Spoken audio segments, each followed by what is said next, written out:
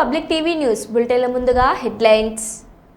జగిత్యాల జిల్లా కలెక్టరేట్లో ఏసీబీ అధికారుల దాడులు.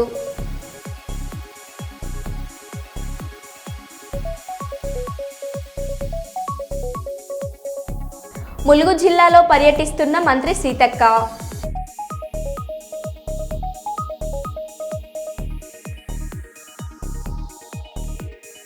బీఆర్ఎస్ రజోత్సవ సభను విజయవంతం చేయాలి, మాజీ MLA Tatikonda Rajaiah.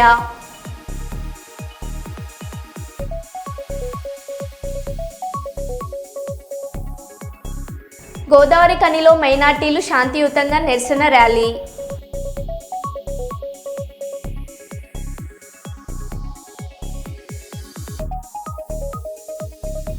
Warangal mega job మేళాలో తొక్కిసలాట, 3 మహిళలకు గాయాలు.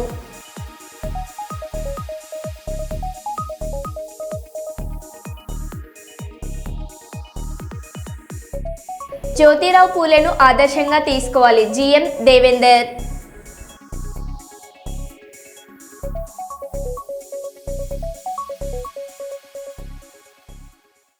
ఇక వివరాల్లోకి వెళ్తే, అఖిల భారత కాంగ్రెస్ కమిటీ పిలుపు మేరకు జై బాపు జై భీమ్ జై సంవిధాన్ అభియాన్ రాజ్యాంగ పరిరక్షణ పాదయాత్ర ఈరోజు మన ప్రియతమ నేత ముఖ్య అతిథిగా రామగుండం నియోజకవర్గ శాసనసభ్యులు మక్కన్ సింగ్ రాజ్ ఠాకూర్ హాజరు కావడం జరిగింది.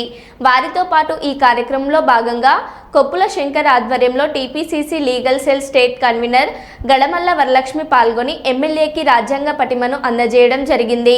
ఈ కార్యక్రమంలో ప్రజాప్రతినిధులు, ముఖ్య నాయకులు, సీనియర్ నాయకులు పాల్గొన్నారు.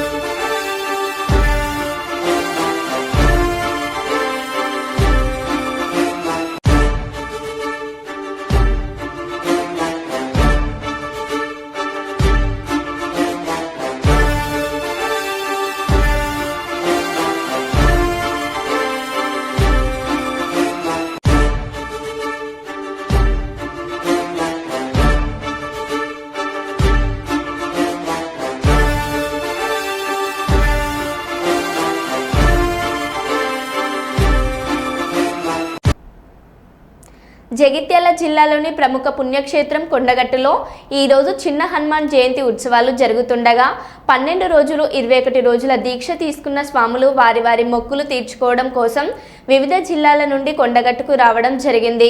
కొండగట్టు ప్రాంతమంతా కాషాయమయం అయింది. వచ్చే భక్తుల తాకిడిని తట్టుకోవడం కొరకై కొండగట్టు దేవస్థానం వారు చల్వ పందిర్లు తాగడానికి నీరు ఏర్పాటు చేశారు. కొడిమాల ప్రాథమిక ఆరోగ్య కేంద్రం వారు ఆరోగ్య శిబిరాన్ని కూడా ఏర్పాటు చేశారు.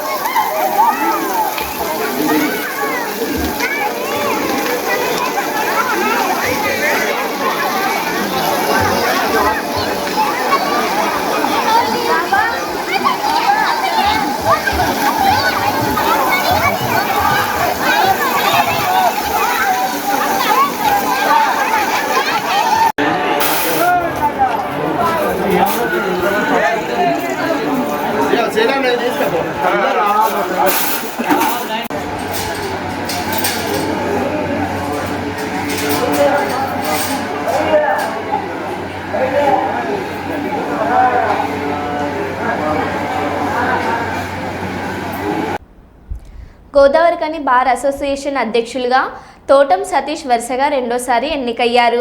గోదావరికని బార్ అసోసియేషన్ ఎన్నికలు శుక్రవారం ఉదయం 9 గంటల నుండి మధ్యాహ్నం 1 గంట వరకు జరగగా న్యాయవాదులు తమ ఓటు హక్కును వినియోగించుకున్నారు.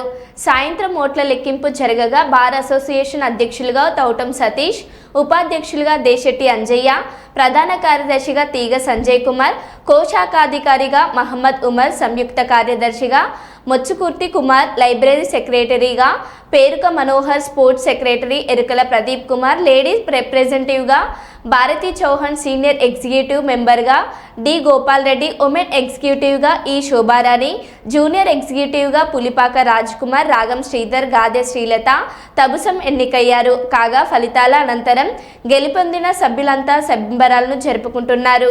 ఈ సందర్భంగా బార్ అసోసియేషన్ నూతన అధ్యక్ష కార్యదర్శులు మాట్లాడారు. జూనియర్స్కి చాలా న్యాయం చేస్తానని చెప్తున్నాను. వాళ్ళ వెనకాల నేను ఉంటాను. జూనియర్స్కి హెల్ప్ చేసుకుంటూ అలాగే సీనియర్ సజెషన్ తీసుకుంటూ అలాగే ఈ ఎన్నికలను సక్రమంగా నిర్వహించిన ఎలక్షన్ ఆఫీసర్ శ్రీనివాసరావుని, మండల కమిటీ సీనియర్స్ అందరికీ కూడా కృతజ్ఞతలు తెలియజేస్తూ ఈ గెలుపుని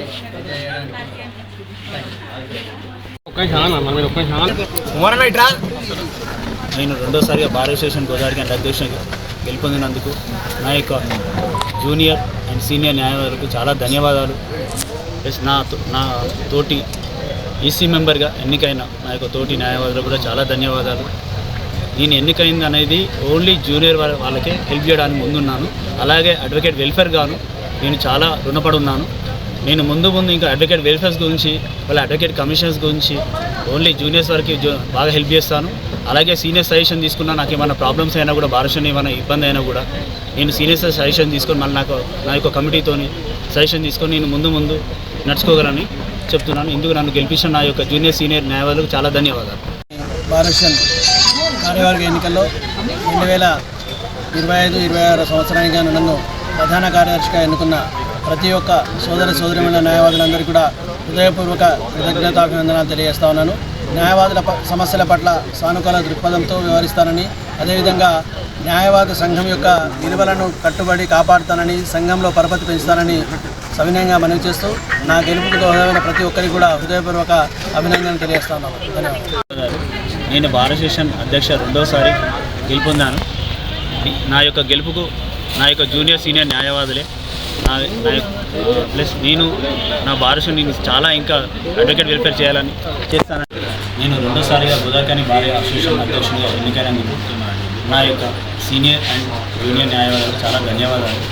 మనం నేను జూనియర్ అడ్వకేట్ చాలా ప్రత్యేక శ్రద్ధ చూస్తానని, నేను ఏదైతే వాగ్దానం చేశానో జూనియర్స్కి నా యొక్క బార్ అసోసియేషన్ తరఫున హెల్ప్ చేస్తానని, ప్లస్ నా యొక్క తోటి న్యాయవాదులు ఎవరైతే నాతో పాటు ఎన్నికైన వాళ్ళు కూడా చాలా ధన్యవాదాలు.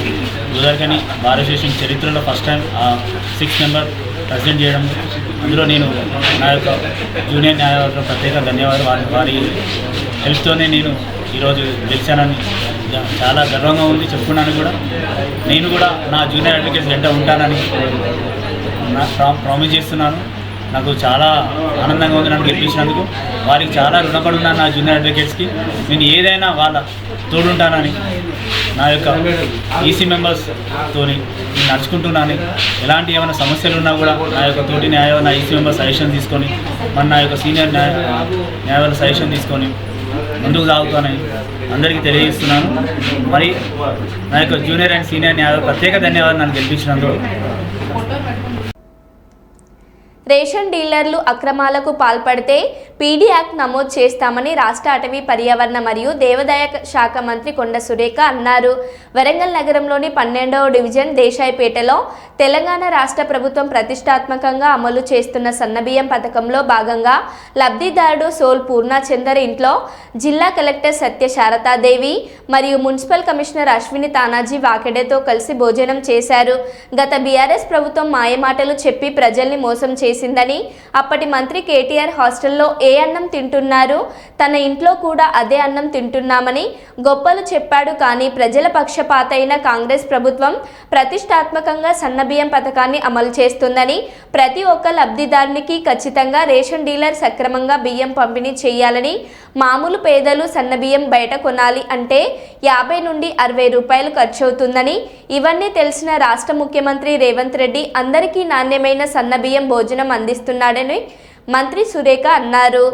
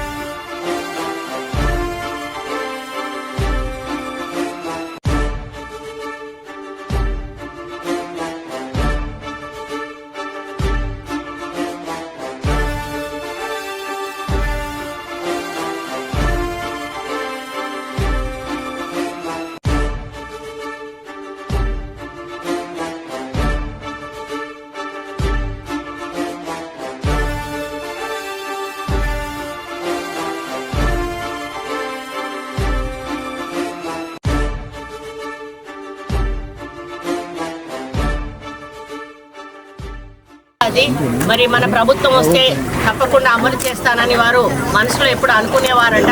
మరి ఈరోజు కాంగ్రెస్ ప్రభుత్వం రావడమే కాకుండా ఆయన ముఖ్యమంత్రిగా బాధ్యతలు స్వీకరించడం, మరి మేనిఫెస్టోలో వరి ధాన్యం పండించండి, వరికి 500 బోనస్ ఇస్తా అని చెప్పిన మాటకు నమ్మి మరి రైతులు పెద్ద ఎత్తున ఈరోజు హైయెస్ట్ రాష్ట్రంలోనే మొదటి స్థానంలో మరి వరిని పండించడము, చాలా పెద్ద పంట దిగుబడి రావడము, ఈరోజు మనకు ఒక మరి మైలురాయి చేరుకున్నామని చెప్పొచ్చు. ఆ వచ్చిన పంటను మరి ఏ విధంగా ఉపయోగించుకోవాలనేటువంటి ఆలోచనతోటి మనం హాస్టళ్లలో గతంలో కేటీఆర్ గారు చెప్పేవారు, హాస్టళ్లలో పిల్లలకు సన్న బియ్యం పెడుతున్నాం. ఈరోజు కేసీఆర్ గారు మనవుడు ఏ అన్నం అయితే తింటున్నాడో ఆ అన్నమే మరి హాస్టళ్లలో తింటున్నారు అని అన్నారు. మేము చాలా సందర్భాల్లో హాస్టళ్ళు సందర్శించినప్పుడు అవే దొడ్డు బియ్యము, అవే పురుగుల అన్నము ఆ రోజు వాళ్ళు తిన్నారు. మరి అప్పుడు మిల్లర్లు ప్లస్ ప్రభుత్వము కుమ్ముక్కై ఈ దొడ్డు బియ్యాన్నే మిల్లర్లకు పంపించి పాలిషింగ్ చేపించి వాటిని సన్న బియ్యం అనే పేరుట హాస్టళ్లకు పంపించేవాళ్ళు. కానీ ఈసారి మొత్తంగా సన్న బియ్యం దిగుబడి ఎక్కువ రావడం వలన మనం ఇతర దేశాలకు కూడా ఈరోజు మరి ఎక్స్పోర్ట్ చేసినటువంటి విషయం కూడా మీకు అందరికీ కూడా తెలుసు. దాంతోపాటు కలెక్టర్ గారు, కమిషనర్ గారు, కార్పొరేటర్లు, అధికారులు అందరం కూడా ఇక్కడికి వచ్చి మరి ఇక్కడ మన పూర్ణ అని అతని ఇంట్లో ఈరోజు భోజనం చేయడం జరిగింది. వాళ్ళ నాన్న లేడు, వాళ్ళ అమ్మ మంచి ప్రేమతోటి వంట చేసి పెట్టింది. చాలా రుచిగా, ఎప్పుడైతే పూర్వకాలంలో అమ్మమ్మ వాళ్ళ ఇంటికి వెళ్ళినప్పుడు కట్టెల పొయ్యి మీద ఏ విధంగా వండితే రుచి ఉంటుందో ఆ అన్నము వాళ్ళు పెట్టిన కూరలు తింటే అంత రుచిగా ఉన్నాయి. తినాల్సిన దానికంటే ఎక్కువ ఈరోజు నేను నిజంగా తిన్నాను. అంత హ్యాపీగా ఉంది. వాళ్ళు ఎంతో ప్రేమతో, అంటే దానికి ప్రేమ రంగరించి మరి వాళ్ళు వడ్డించడం అనేది చాలా హ్యాపీగా ఉంది. వాళ్ళు కూడా ఎంతో సంతోషపడతా ఉన్నారు. మేము ఎప్పుడు కూడా అనుకోలేదు మేము అదే బియ్యం తినాల్సి వస్తుంది, ఈ విధంగా సన్న బియ్యం మా ఇంట్లోకి వస్తుంది అని అనుకోలేదు అని వాళ్ళు ఎక్స్ప్రెస్ చేయడం జరిగింది. ఏది ఏమైనా ఇక్కడ మాత్రం నేను ఒక్కటి చెప్పదలుచుకున్నాను ఏంటంటే, రేషన్ డీలర్లు అనేవాళ్ళు దయచేసి మీరు మానవతా దృక్పథంతో ప్రభుత్వం చేపట్టిన ఈ కార్యక్రమాన్ని విజయవంతం చేయవలసిన బాధ్యత మీ మీద ఉంది. మీ లాభాల కోసమో లేకపోతే ఇతరులు ఎవరన్నా ప్రోత్సహిస్తేనో దీన్ని మరి డైవర్ట్ చేసి దాంట్లో వేరే బియ్యం కలపడం, అటువంటి కల్తీ ఏమన్నా చేసినట్టయితే ప్రభుత్వం క్షమించేది లేదు. తప్పకుండా కలెక్టర్లు, రెవెన్యూ అధికారులు వాళ్ళు ఎప్పుడు కూడా ర్యాండమ్ చెకప్ వస్తానే ఉంటారు. ఎక్కడైనా మీరు ఎందులోనైనా కల్తీ చేసినట్టయితే తప్పకుండా పీయొద్దు అని చెప్పి వారికి విజ్ఞప్తి చేస్తా ఉన్నాను. వరంగల్ నగరంలోని 14వ డివిజన్లోని మధురా నగర్ రోడ్ నెంబర్ 4లో స్థానిక కార్పొరేటర్ భర్త తూర్పాటి సారయ్య భూ కబ్జాకు పాల్పడ్డాడు. మంచిర్యాలలో నివాసం ఉంటున్న గౌసియా బేగం 258 సర్వే నెంబర్లు 113 గజాలు రవి అనే వ్యక్తి 2002 యొక్క గజాల స్థలం 10 సంవత్సరాల క్రితం కొనుగోలు చేశారు. వీరు స్థానికంగా ఉండకపోవడంతో వీరి ఫ్లాటుపై కన్ను పడిన సారయ్య గతంలో కబ్జాకు ఎక్కించుకున్నాడు. ఇట్టి విషయాన్ని అప్పటి సిసి రంగనాథ్ వద్దకు వెళ్ళగా సారయ్యను అరెస్ట్ చేసి జైలుకు పంపాడు. ఇప్పుడు అదే ఫ్లాట్లో అక్రమ నిర్మాణాలు చేపడుతుండడంతో విషయం తెలుసుకున్న బాధితులు ఫ్లాట్ వద్దకు చేరుకొని ఆందోళన చేపట్టారు. తాను స్థానిక కార్పొరేటర్ భర్త అని, తనకి రాజకీయ నాయకులు, పోలీసులు మరియు మున్సిపల్ అధికారుల అండదండలు ఉన్నాయని, తనకు ఏమీ కాదని సారయ్య తమను బెదిరిస్తున్నారని గౌసియా బేగం మరియు రవి ఆరోపిస్తున్నారు. సారయ్య నుండి తమ భూమిని కాపాడాలని బాధితులు వేడుకుంటున్నారు. వాళ్ళు ఎవరు పట్టించుకుంటలేరు, పోలీసు వాళ్ళు కూడా ఏం పట్టించుకుంటలేరు. మాదే తప్పంట, మాదే డూప్లికేట్ డాక్యుమెంట్ అంట. 2 సంవత్సరాలు అవుతుంది, నాకు కరెక్ట్ డేట్ తెలియదు. రంగనాథ్ సారు అన్నీ చూసిండు, మీ అన్నీ కరెక్ట్ ఉన్నాయని అన్ని మున్సిపాలిటీ వాళ్ళు అన్నీ చెప్పిండు. మీరు కంపౌండ్ కట్టుకోవాలమ్మా, మీది మీకు ఉంటుంది, మీ కాగితాలు అన్నీ బరాబర్ ఉన్నాయి, ఇల్లు పర్మిషన్ ఉంది, అన్నీ ఉంది అని అన్నారు. సరే అని మేము కంపౌండ్ కట్టుకొని రూమ్ వేసిపోయినాం. ఇప్పుడు ఏమైంది, ఆ రంగనాథ్ సార్ చెప్పిందంట అది తప్పంట, కాగితాలు సరిగ్గా చూడలేదంట, ఆయన తీర్పు తప్పు ఇచ్చిండంట. నిన్న ఫోన్ చేస్తే అంటాడు మాతోటి సిపి రంగనాథ్ సార్. ఇంకా 4 పేర్లు నాకు తెలియదు, వాళ్ళందరూ వచ్చిండు, వాళ్ళ ముంగట్నే అన్నీ చెప్పినాం మేము. వాళ్ళు చేసిన పైసలు తప్పంట ఈ సారయ్య అంటాడు, తూర్పాటి సారయ్య గారు అంటాడు. అదే చూపెట్టమంటే చూపెడతలేరు, అక్కడ ఉన్నాయి పో చూసుకోపో అంటాళ్ళు. కంప్లైంట్ ఇచ్చినాం, 4 రోజులు అవుతుంది, వాళ్ళు కూడా ఏం పట్టించుకుంటలేరు. పక్క పెట్టి ఆగండమ్మా, ఇంకా గంట తర్వాత రాలి, ఇంకా 2 గంటల తర్వాత రాలి అని ఫోన్ చేస్తే ఎమ్మెల్యే దగ్గర ఉన్నా వస్తానా అన్నాడు. రాత్రి 8 దాకుండి ఇక మేము మాది ఇక్కడ మాది మంచిర్యాల, రాత్రి 8 దాకుండి ఇక సపరేట్గా మేము ఇంటికి వెళ్ళిపోయినాం. ఎప్పుడు ఫోన్ చేసినా నేను ఎమ్మెల్యే గారి దగ్గర ఉన్నా అంటాడు. మేము ఇక్కడికి అయితే మాకు ఎమ్మెల్యే గారు కట్టమన్నారు, ఆయన కట్టుకోమన్నాడు, మేము కట్టుకుంటామంటాడు. మరి ఎమ్మెల్యే గారు ఆయన భూమి ఇచ్చి కట్టుకోమన్నారు కానీ ఇట్లా పేదల భూమి ఇచ్చి కట్టుకోమన్నాడు ఎమ్మెల్యే గారిది కరెక్టేనా? ఎమ్మెల్యే గారు మీరే న్యాయం చెప్పండి మాకు. ఇట్లా మా పేదవాళ్ళ భూములు కబ్జా చేయమని చెప్పిలా మీ పార్టీలో జరిగినంత మాత్రాన. హాస్పిటల్ టెన్షన్ ఆ పేరు గౌసియా బేగం, నా పేరు మీదే ఉన్నా సార్, నాదే సార్ ప్లాటు, నా కూతురు. నేను ఎనుమామల విలేజ్ శివార్లో ఉండలేరు, వీళ్ళు డాక్యుమెంట్స్ ఇస్తలేరు, పర్మిషన్ ఉన్నాయని వీళ్ళు అంటున్నారు.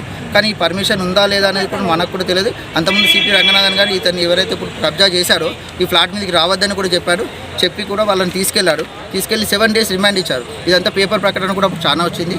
ఆ తర్వాత కూడా మళ్ళీ రావద్దని చెప్తే ఇప్పుడు నువ్వు ఏం చేసుకుంటావు, అధికార పార్టీ మాది, మాకు ఎమ్మెల్యేనే కట్టమని చెప్పారు, ఎమ్మెల్యే కట్టమన్నారు కాబట్టి కట్టుకుంటున్నా, నాకు పర్మిషన్ అవసరం లేదు, ఏం అవసరం లేదు, ఏం చేసుకుంటావు చేసుకోపో, నువ్వు సైట్ మీదకి వస్తే నేను ఖచ్చితంగా SC/ST కేసు పెట్టి ఒక్కళ్ళ దొప్పిస్తా అని అంటున్నారు. మా వాళ్ళు వచ్చి ఇక్కడ మాట్లాడడానికి వస్తే ఇక్కడ కార్పొరేటర్ గారు ఎవరైతే ఉన్నారో ఆమె లేడీస్ అని కూడా చూడకుండా పక్కలేసుకొని పడుకోండి అని అంటుంది. ఇదేనా పద్ధతి అయినా? మాకు తక్షణ న్యాయం జరగాలి. పోలీస్ స్టేషన్ అంతకుముందుకు ఇచ్చిన అధికారులది తప్ప, ఇప్పుడు ఇచ్చే అధికారులది తప్ప, మరి ఏ అధికారులను నమ్మాలి? అధికారులు తప్పుగా చెప్తూ ఉంటే 2 రకాలుగా మా సామాన్య ప్రజలు ఎట్టుపోవాలనేది మా మనవి. మేము ఏం చేసినా కానీ జాగన ఆపట్లేదు అని అంటే ఇప్పుడు మా ఈ లోకల్లో ఉంటాము, నువ్వు ఎట్లా పోతావురా ఇప్పుడు అంటే వీళ్ళందరూ సపోర్ట్ చేస్తారు కావచ్చు, నువ్వు రోడ్డు మీద పోతుంటే మా వాళ్ళ చుట్టూ ఏదో ఒకటి చేసి నేను ఏమైనా చేస్తామని నన్ను విపరీతంగా బెదిరిస్తున్నారు. నేను కావాలని వచ్చి టక్కర్ చేస్తాము, ఏమన్నా చేస్తాము, నువ్వు ఏం చేస్తావు, నీ బతికేంది, నువ్వు ఎక్కడ చదువుకున్నావు, ఎక్కడ పోతున్నావు అని నేను పుట్టినది ఇక్కడనే, నేను చదివింది ఇక్కడనే. అట్లాంటిది ఆమె ఏమంటుందంటే డైరెక్ట్ నువ్వు ఎక్కడి నుంచి వచ్చినావు, ఇక్కడేందని నీ బతుకంటే నేను కార్పొరేటరే అమ్మ, మీ డివిజన్లో నాకు ఓటర్ ఐడి ఉన్నది అంటే నువ్వు ఓటర్ ఐడి ఇక్కడ ఉంటే పని చేస్తుందా? నువ్వు నీ కార్పొరేటరే కదమ్మా, మీరు ఎందుకు నన్ను ఇట్లా ఇబ్బంది పెడుతున్నారంటే నువ్వు ఇక్కడ నీకు కాదు, నువ్వు వెళ్ళిపో అని చాలా దారుణంగా మాట్లాడుతున్నారు. అన్ని డాక్యుమెంట్లు ఉన్నాయి సార్, రిజిస్ట్రేషన్ డాక్యుమెంట్, వీళ్ళ దగ్గర ఉన్న డాక్యుమెంట్స్ కూడా మేము చూసాము. ఆ డాక్యుమెంట్ వచ్చేసి రోడ్డు కింద పోయింది, దాంట్లో జస్ట్ ఒక 30 గజాలు ఏమో ఉంటుంది ముందు, అది ఫేసింగ్ చేసుకొని రోడ్డు కింద పోయిందని వెనక తీసుకొని వచ్చి కట్టుకుంటున్నారు. ఇది అన్నీ వెరిఫికేషన్ చేసింది. యాక్చువల్లీ ఈ జాగన్ వేరే వాళ్ళ కమ్మిలు 2005లోనే ఆయన వేరే వాళ్ళ కమ్మితో నోటరీ చేసుకున్నాడు. ఆయనను బెదిరించి ఒరిజినల్స్ ఇస్తావా అని చెప్పి వీళ్ళు దొంగ డాక్యుమెంట్ 2022లో పుట్టించి ఆ డాక్యుమెంట్కి పర్మిషన్ ఉన్నది అంటున్నారు. మరి మాకేమో ఇది ప్రొవిడెడ్ ల్యాండ్ అని చెప్పి మేము అప్లై చేసి ఇచ్చిన మున్సిపాలిటీ మరి ఈయనకి ఎట్లా పర్మిషన్ ఇచ్చింది? ఇప్పుడు నీకేం కావాలి చెప్పాలి. నాకు ఇప్పుడు తక్షణమే న్యాయం జరిగి ఇతన్ని కార్పొరేటర్ ఎవరో మరి కబ్జా చేసిన మళ్ళీ రిమాండ్ తీసుకెళ్తారా, మరి మాది తప్పుంటే మమ్మల్ని ఏం చేస్తారనేది చూడాలి. గవర్నమెంట్ మీరు తక్షణ న్యాయం తీసుకునే దాకా మేము ఇక్కడే కూర్చొని మా నిరసన వ్యక్తం చేస్తుంటాము. మేము ఎలాంటి ఎవరిని ఉద్దేశించి మాట్లాడలేదు, కావాలనే వాళ్ళు రెచ్చగొట్టి SC/ST కేసు పెట్టడానికని ట్రై చేస్తున్నారు సార్. మీరు తక్షణ న్యాయం జరిగేటట్టు పై అధికారుల వరకు తీసుకుపోయేటట్టు మీకు మనస్ఫూర్తిగా కోరుకుంటున్నా. దండాలు పెడుతున్నాం. ఇదివరకు కూడా తిరిగి అలసిపోయినాము. మీ సామాన్య ప్రజలం అంటే మేము ఎందరికి ఫోన్ చేసినా అధికారులు పట్టించుకోవట్లేదు, ఫోన్ చేస్తే లిఫ్ట్ చేయట్లేదు. కార్పొరేటర్కి ఏమైనా కావాలంటే ఇవన్నీ అంటున్నారు, డైరెక్ట్ వాళ్ళే బయటకు వచ్చేసి మాకు ఫోన్ చేయకండి. కార్పొరేటర్ అయినా ఆశపడితే ఎందుకు ఇవ్వాలి సార్? మేము పైసలు రిజిస్ట్రేషన్ పైసలు కట్టి ల్యాండ్ వాళ్ళకి పైసలు ఇచ్చి ఇది ఇందులో చూడండి సార్, నేను నోటీస్ ఇస్తానేమో ఇది ప్రొవిడెడ్ ల్యాండ్ అని అన్నారు. ఇది నేను అప్లికేషన్ పెట్టింది ప్రొవిడెడ్ ల్యాండ్ అయితే మరి ఈయనకి ఎట్లా మీ పర్మిషన్ ఇచ్చింది? చుట్టుపక్కల ప్రజలకు అందరికి ఎట్లా పర్మిషన్ ఇచ్చింది సార్? మరో బులెటిన్లో మళ్ళీ కలుద్దాం. Stay tune.